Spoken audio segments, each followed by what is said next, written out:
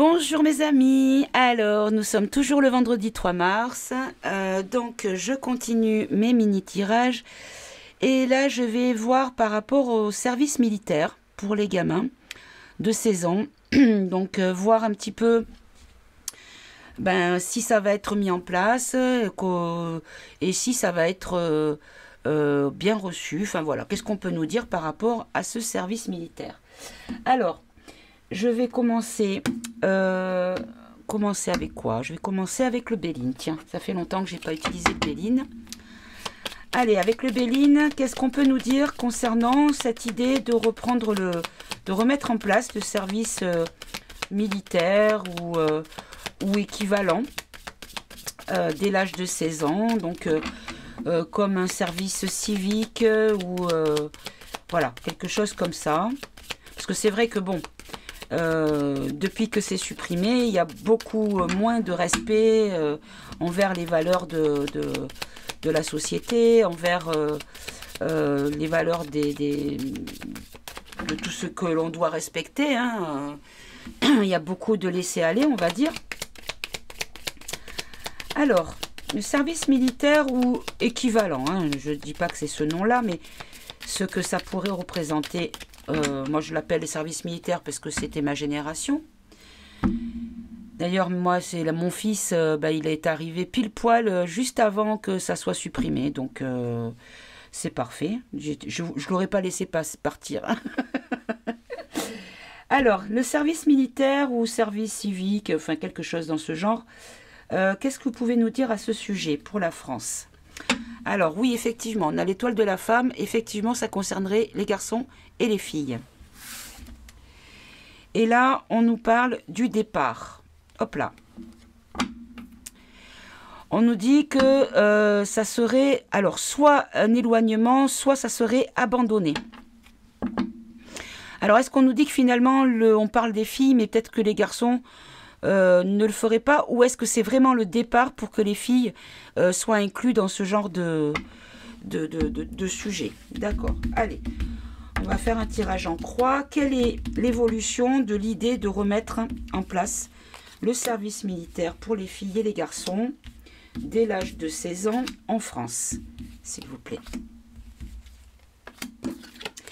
Alors, on nous dit qu'il va y avoir beaucoup de discussions, que c'est, comment dire, qu'il va y avoir beaucoup de litiges et d'opposition à la question, en tout cas.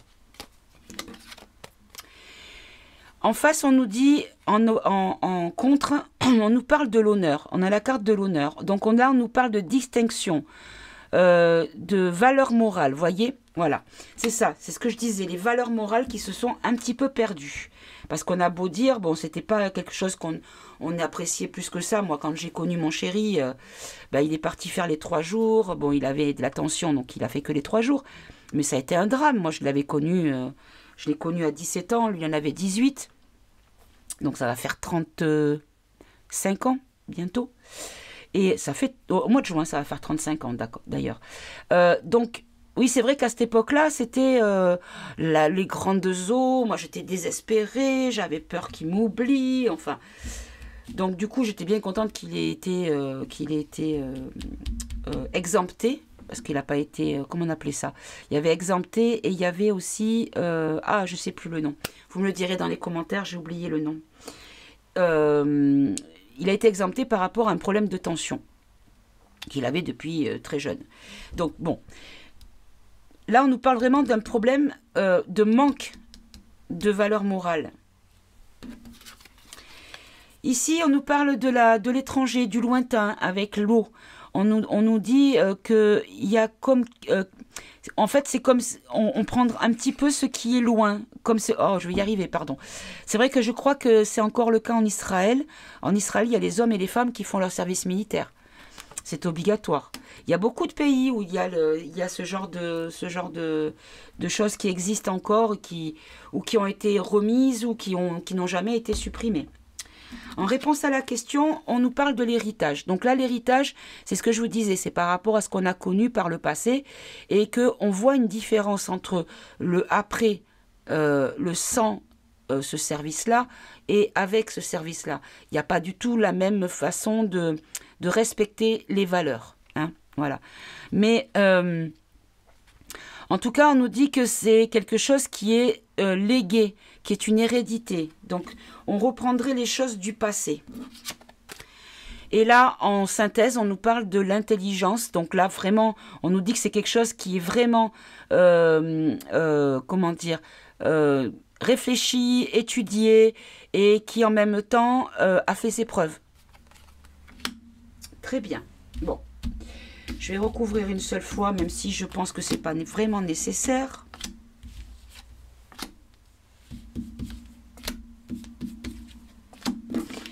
Alors, sur les procès, bon, il y aura beaucoup de protestations et d'oppositions qui pourraient mettre en stérilité le projet. C'est-à-dire que il y aura des tentatives vaines, mais qu'on rencontrera, on se retrouvera dans une impasse sur la question.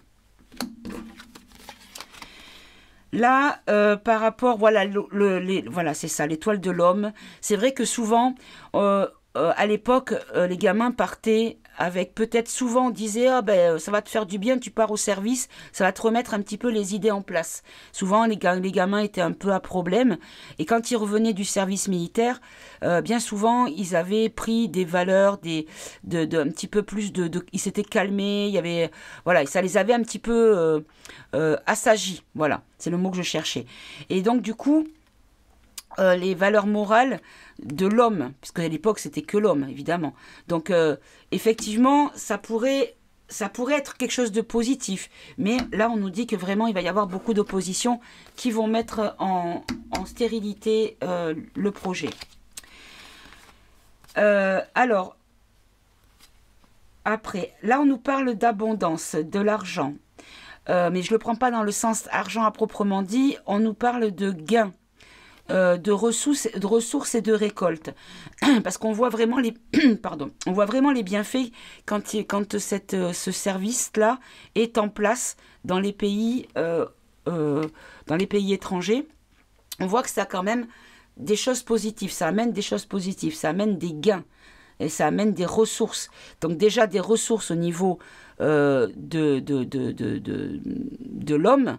Au grand H, hein, c'est-à-dire au niveau des hommes, hein, pour avoir, ils ont une formation de base qui leur permet, en cas de conflit, d'être quand même déjà au fait de certaines choses, même si c'est pas des professionnels à part entière, mais il y a quand même une certaine connaissance. Voilà. D'accord. Alors, par rapport à l'héritage, après, par rapport au travail et à l'argent, parce que l'argent, ça fait penser au travail aussi, c'est vrai qu'il y avait beaucoup de soucis par rapport aux gamins qui commençaient à travailler avant l'âge du service militaire, soit par des carrières d'études longues, comme ceux qui faisaient médecine, donc souvent, ils continuaient leurs études par le biais, par exemple, pour la médecine, moi, je sais qu'on était dans le milieu militaire quand j'étais gamine, puisque mon père était gendarme. Et quand j'habitais à Saint-Barthélemy, comme je dis dans une vidéo précédente, on avait des VAT, on appelait ça des VAT, et en fait c'était des internes qui, au lieu de faire un internat à l'hôpital ou comme ça se fait la plupart du temps dans des hôpitaux, en fait ils partaient, dans les dom-toms par l'armée. Donc ils étaient des médecins militaires, mais ils n'étaient pas vraiment médecins puisqu'ils étaient encore internes. Donc j'étais encore à l'école, mais c'était par le biais de l'armée. Voilà. Et puis bon, il y avait ça, puis il y a tout ce qui est juriste. Enfin voilà, on rentrait dans l'armée et on continuait le cursus par le biais de l'armée. Mais c'était décalé en âge par rapport au lambda, au commun des mortels, on va dire, ou ceux qui n'avaient pas de longues études et qui, par contre, travaillaient, le patron devait mettre sur pause le contrat pendant que le jeune partait faire son service militaire qui durait 1 an. Et quand il revenait, mais normalement, on devait lui restituer son poste. Bon, là, ça posait quand même pas mal de problèmes. Et là, on nous dit que par rapport à l'héritage, aux choses anciennes, on nous parle de ruines. On nous dit qu'il y a des mauvais souvenirs sur la question. Alors, je vais en prendre une autre.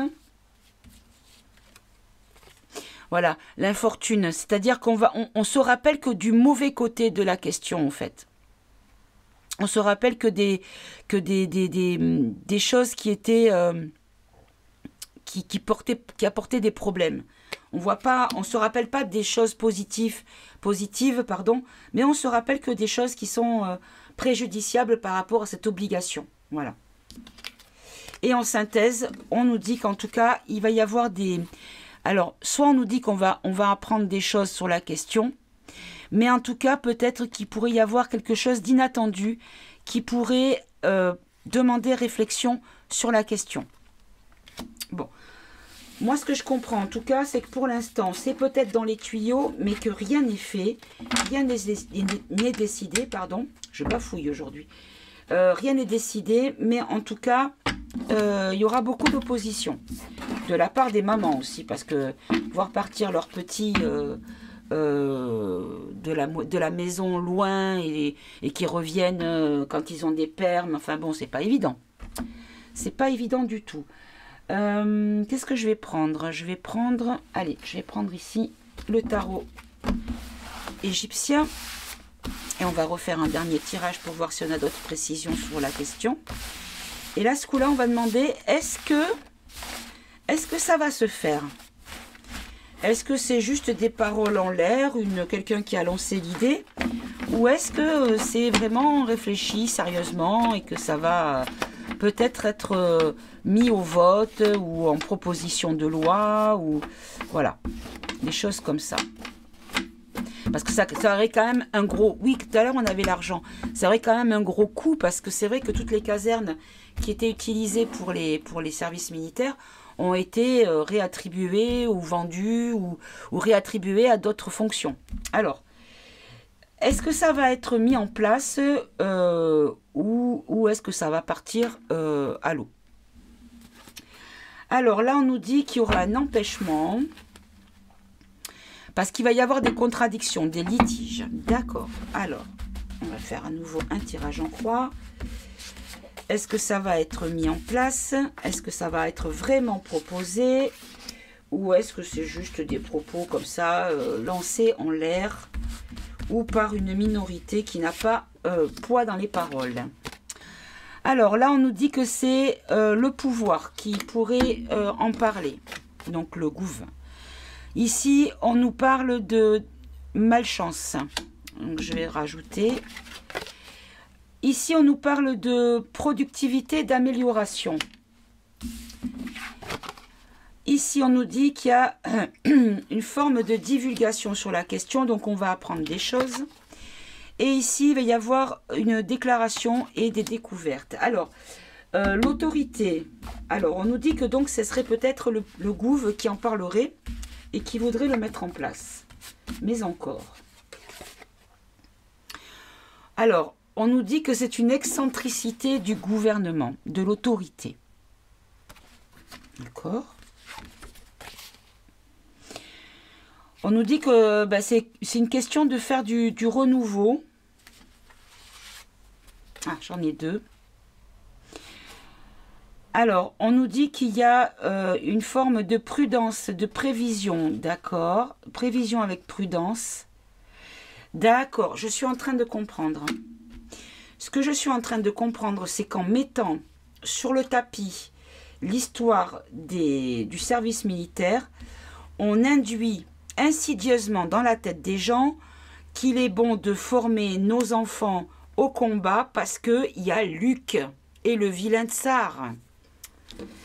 Alors ici, par rapport à l'étourdissement, donc c'est ça, l'étourdissement c'est ce que la malchance et étourdissement, c'est-à-dire que c'est pour faire penser qu'il y a besoin de plus d'hommes. Voilà, par rapport à une protection nécessaire.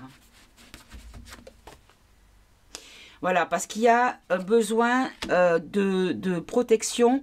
C'est une initiative de besoin de protection pour un futur plus ou moins proche. D'accord.